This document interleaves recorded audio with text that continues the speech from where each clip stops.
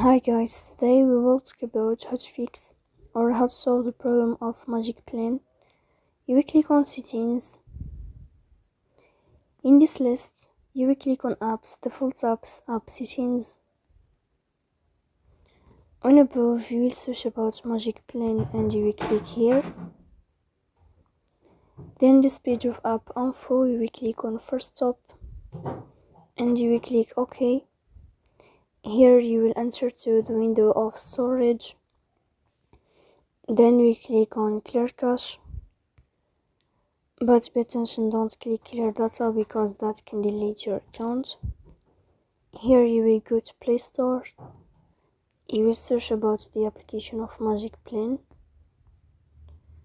If you find update in this blue sign, then you can update your app. So please don't forget to support us by like and subscribe. See you